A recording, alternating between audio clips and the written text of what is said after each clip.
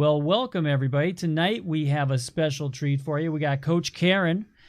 She has the website and the business winningswimming.com. So feel free to go on there and check it out. Yeah, I'm going to have all of that information down below, so you can go to the links and cross over there. Welcome, Coach Caron. How are you tonight? I'm good, thank you, Dave. All right. Well, welcome along with us and being here and taking time out of your busy day. I know you're busy there.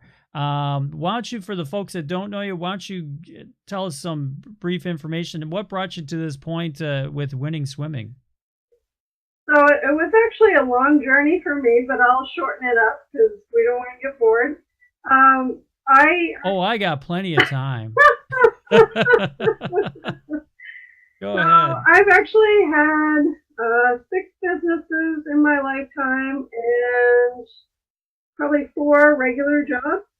And when I was little and in high school and talking to my guidance counselor, and she said, basically, what do you want to do with your life? And I said, I want to coach swimming.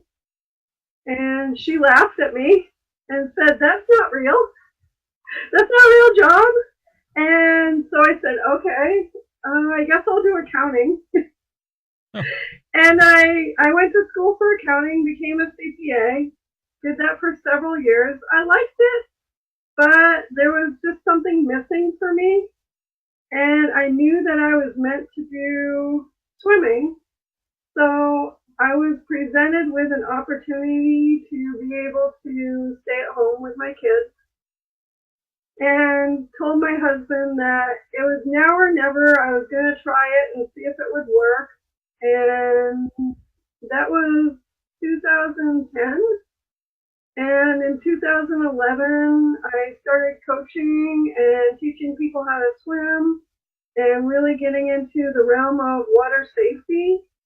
And that's what I've been doing since then.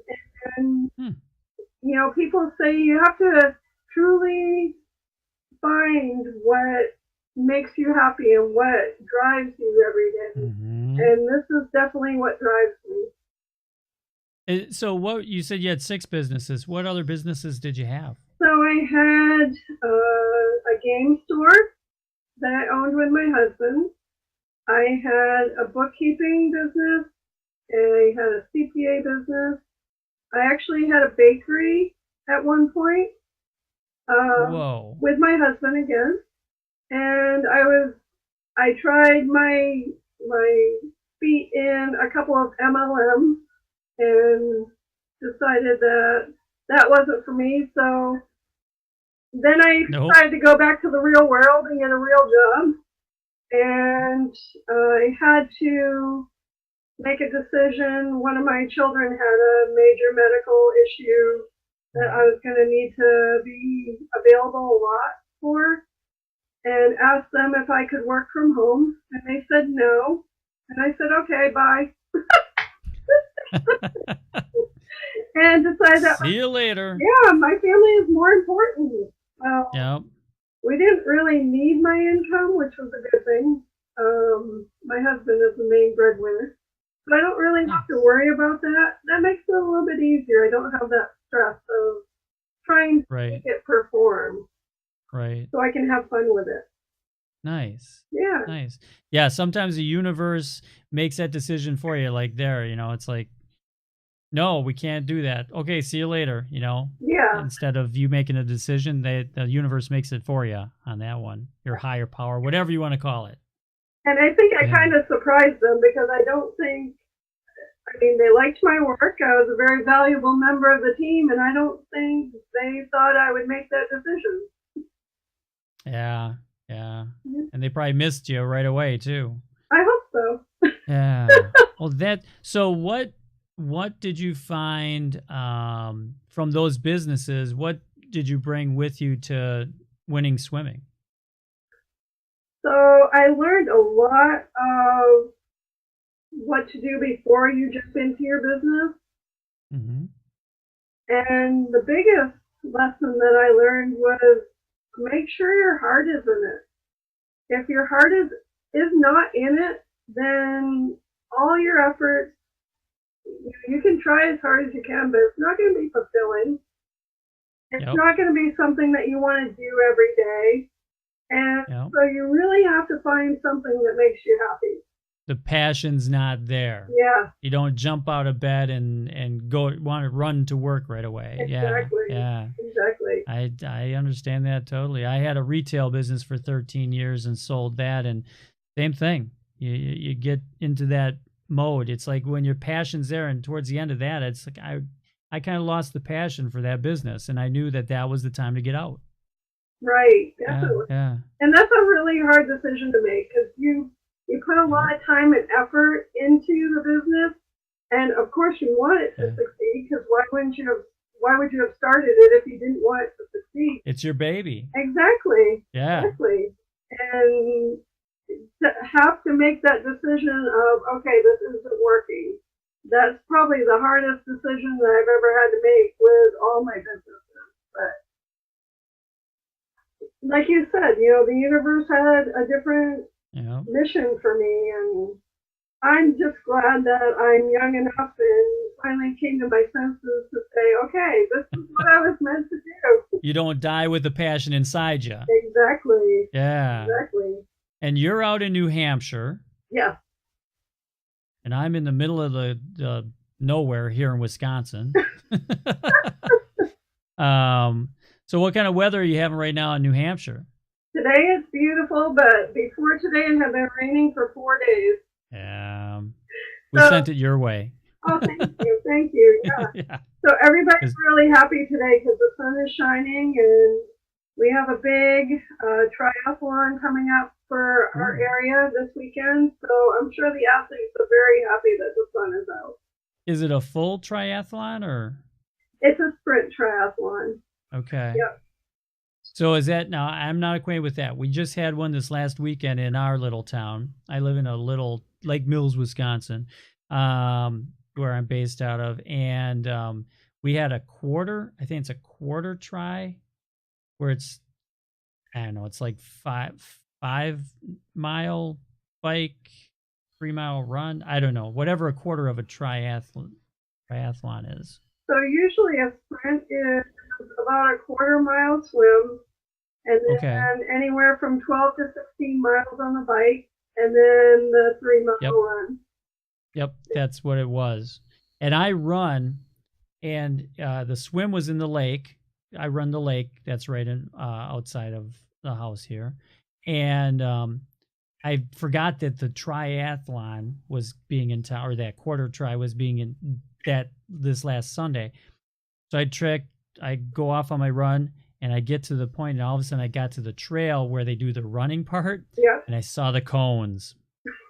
And I'm not a fast runner, and all of a sudden I went, oh boy, do I go back or do I just keep going forward? Because I don't want to get in the middle. I mean, the elite ones are fast. Yes, they are. They trucked down there, and luckily they were a couple was coming towards me that must have been probably a couple of volunteers for it. And I was like, did they start running yet? Because I'll just get off the trail, because I don't want to get in the middle of that, because Lord knows, I mean, they would just run me over.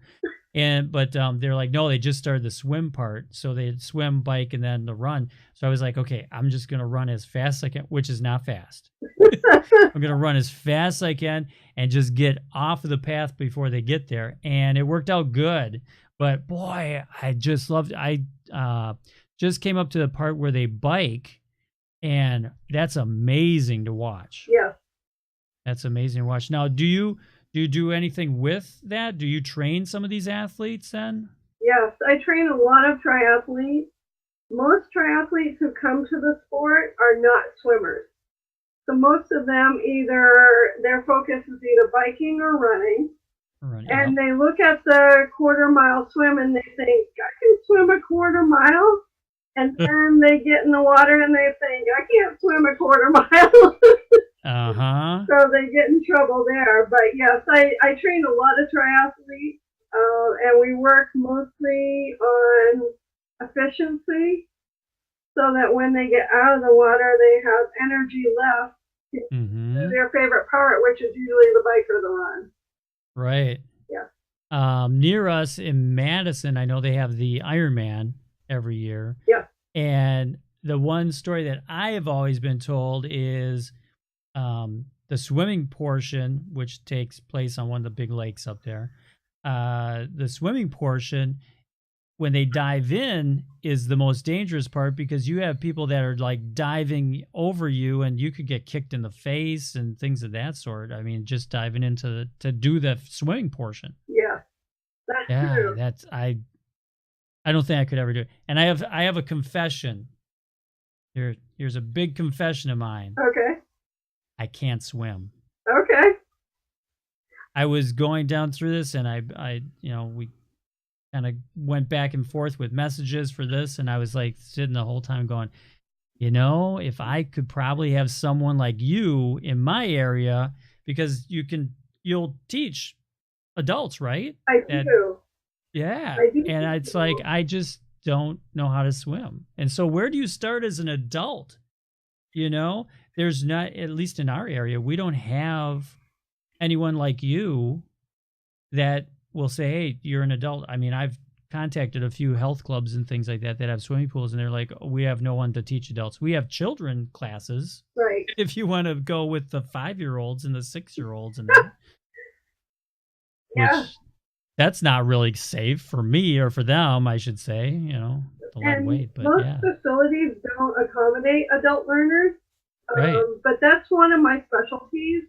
And I'm really glad that you made that point, Dave, because right now, this year, I've started my online learning, which is Winning Swimming University. And my focus right now is helping people improve their technique. But my focus for next year is going to be introducing people to the water and getting them started in swimming. So that's something that if you have access to a pool, you can actually work with me online, and you don't need to be in my neighborhood. So we could still work together. So that's excellent. Yeah. That's excellent. So is that a separate website? Is that winningswimminguniversity.com? Yes, it is. Okay. So note that, folks, winningswimminguniversity.com, and I'll put a link to that below. If you like this video, subscribe to my YouTube channel or my Facebook page and catch your passion with Dave Stelma.